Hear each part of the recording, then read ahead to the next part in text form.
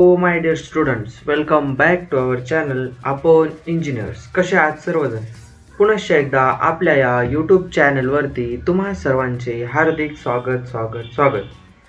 तर विद्यार्थी मित्रांनो, मागच्या व्हिडिओमध्ये आपण top 10 college of engineering Pune हा टॉपिक डिस्कस केला होता. खूप जण विचारत होते टॉप 10 सांगितला आहात सर तुम्ही, तिथं ॲटोनॉमस आणि नॉन ॲटोनॉमस सांगितला होता. त्याच्यामध्ये काय आहे सर, काय असतं ते, ॲटोनॉमसचे बेनिफिट काय आहेत, नॉन ॲटोनॉमस काय असतं, त्याच्यामध्ये आपण कोणतं चूज केलं पाहिजे, ते चूज करण्यासाठी आम्हाला किती मार्क स्कोर करावे लागतात, किंवा त्या कॉलेजचे बेनिफिट्स काय आहेत, त्या कॉलेजचे ॲडव्हान्टेजेस काय आहेत, हे सर्व गोष्टी आपण आजच्या व्हिडिओमध्ये डिस्कस करणार आहोत. तर व्हिडिओ खूप इम्पॉर्टंट होणार आहे, तर तुम्ही शेवटपर्यंत पाहायला विसरू नका.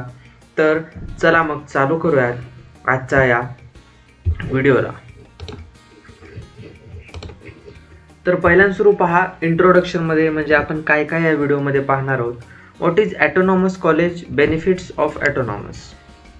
व्हॉट इज ॲटोनॉमस, ॲटोनॉमस म्हणजे काय हे तुम्हाला समजलं तर त्याचे बेनिफिट्स काय आहेत, की बाबा आम्हाला ॲटोनॉमस कॉलेज भेटलं तर त्याचे बेनिफिट्स हे येऊ शकतील. ह्याच्यामुळे आमचा इतका पैसा वाचेल, इतका वेळ वाचेल, इतकं आमची मेहनत वाचेल आणि आम्हाला इतक्या लाखाचं प्लेसमेंट पॅकेज भेटेल. आणि what is non autonomous, benefits of non autonomous college ते पण पाहणार आहोत. आणि which one you should select, तुम्हाला दोन्हीपैकी कोणतं सिलेक्ट करायचं आहे हे पण आजच्या व्हिडिओमध्ये आपण पाहणार आहोत. तर चालू करूयात. What is autonomous college. Autonomous engineering college has freedom to design its own syllabus, conduct exam and evaluate student independently. अरे सर काही कळालं नाही आम्हाला, ठीक आहे सांगतो. ऑटोनॉमस कॉलेज म्हणजे त्यांना फ्रीडम दिलं जातं.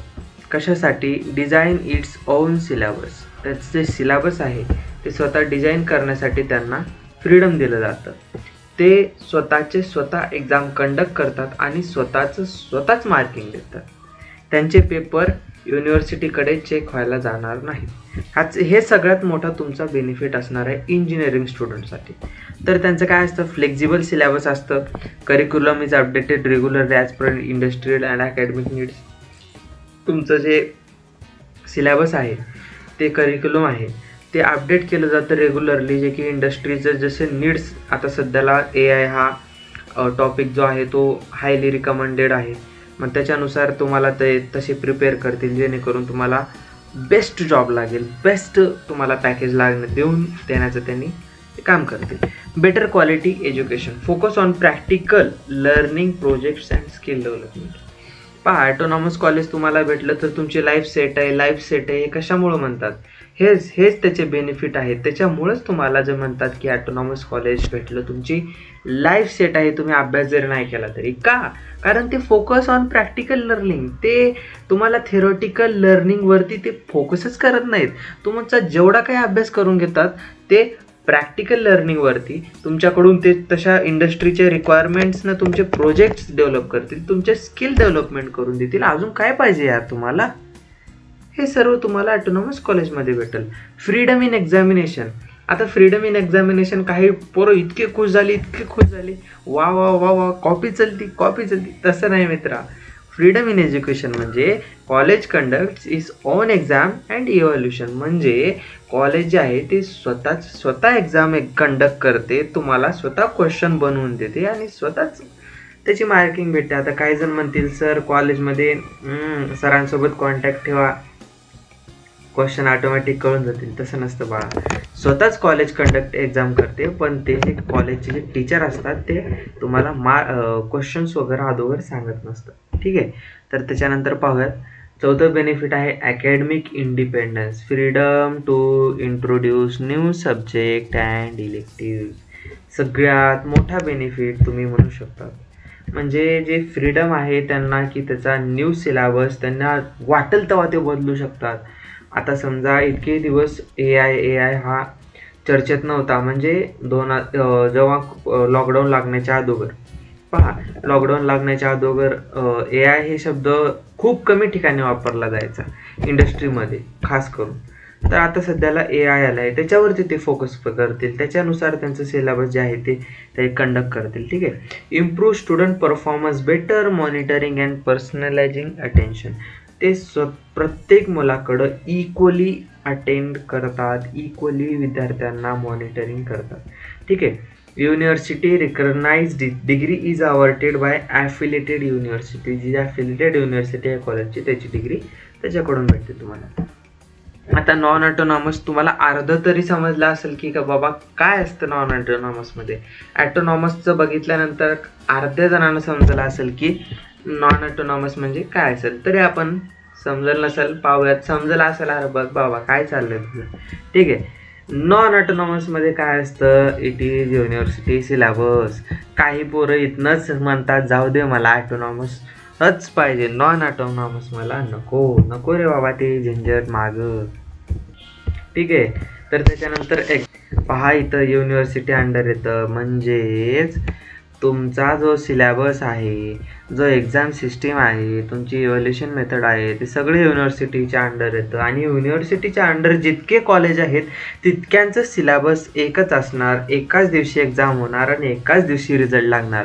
पण ॲटोनॉमसमध्ये तसं नसतं, कॉलेज वाईज एक्झाम होते, कॉलेज वाईज रिझल्ट लागतो. That's the main benefits of autonomous. Non ॲटोनॉमसचा सिलेबस बघूयात. आता बेनिफिट्स बघूयात. आता बघितले आपण. चला बाबा मला लई पर्सेंटेज लागतात ॲटोनॉमससाठी म्हणतील काही जण, माझ्यानं तेवढं घेणं होत नाही, मी नॉन ॲटोनॉमस घेतो. चल बाबा तुझे बेनिफिट्स बघून घ्या आपण. Same syllabus across all affiliated colleges ensure standard education. मी आत्ता म्हणलो जसं की प्रत्येक कॉलेजमध्ये जे नॉन ॲटोनॉमस आहे, जे युनिव्हर्सिटी अंडर येतात.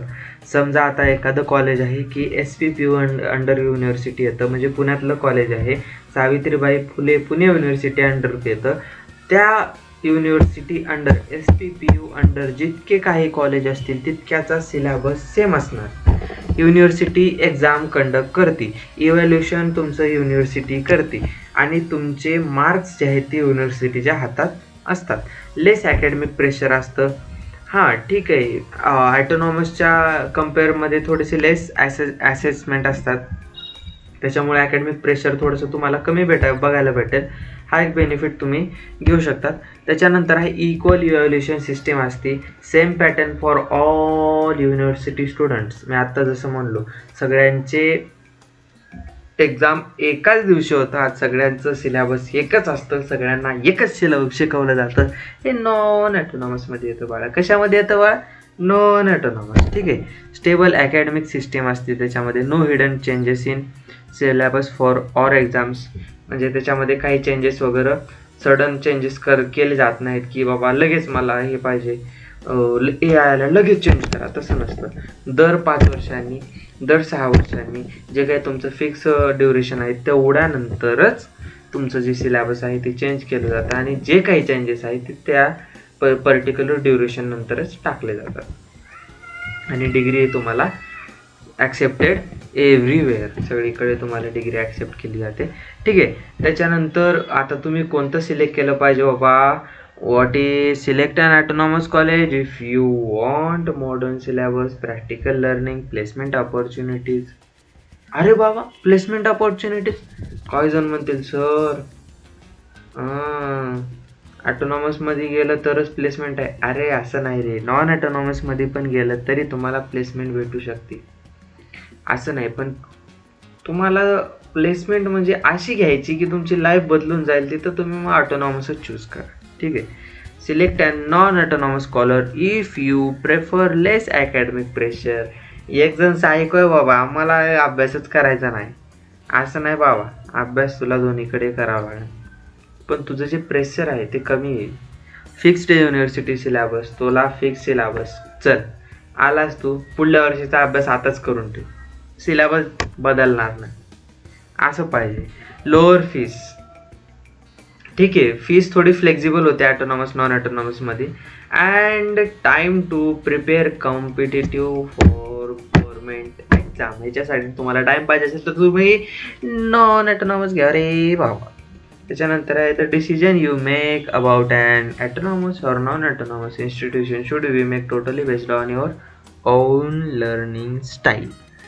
तुम्ही कोणत्या वेने अभ्यास करताय, कशा वेने तुम्ही प्रिपेअर करताय, तुम्हाला कोणते टॉपिक्स आता स्टडी केले पाहिजेत, हे सर्व काही मॅटर करतं तुम्हाला ॲटोनॉमस कॉलेज सिलेक्ट करायचं आहे का नॉन ॲटोनॉमस कॉलेज. कारण आतापासूनच तुम्ही जशी प्रिपरेशन कराल, जसे तुमचे CETमध्ये पर्सेंटाईल वाढतील, तसं तुम्हाला चांगलं कॉलेज भेटेल. हे मी अगोदरपासून पण सांगत आलो आहे.